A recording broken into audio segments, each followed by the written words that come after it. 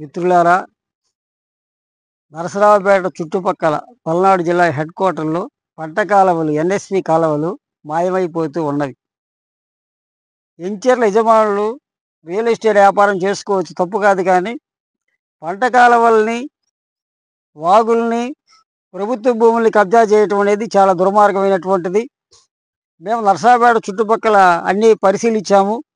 ఇప్పుడు కేసానపల్లి పంచాయతీలో ఉన్న ఈ ఎంచెర దగ్గర ఉన్నాము. ఈ ఎంచెర పేరు కూడా ఏమీ లేదు, యజమానులు ఎవరో కూడా తెలియదు. అవతల వైపు ఎల్టీ నగర్ ఉంది.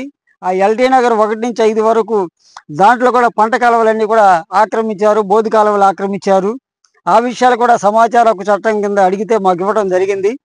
ఇది ఇక్కడ కూడా మొత్తం గమనించాము. కాలువలన్నీ కూడా మురికి కాలువలుగా మార్చారు, పెద్ద కాలువలన్నింటినీ కూడా. అంటే రియల్ ఎస్టేట్ మాఫియాకి కాలువలు, పంట కాలువలు ఏది కూడా మినహాయింపు కాదు.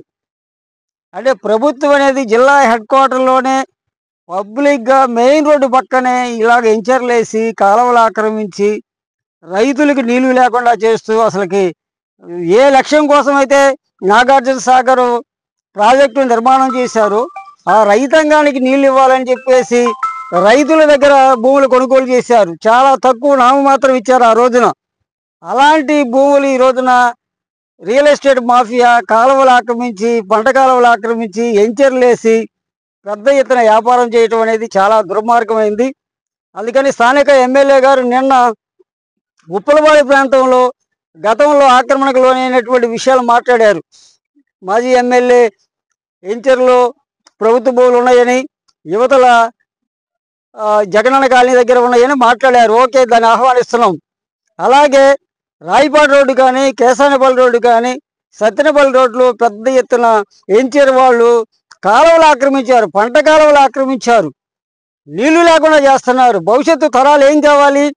కాబట్టి నర్సాపేట మీద ఇరిగేషన్ శాఖ ప్రత్యేక దృష్టి పెట్టాలి.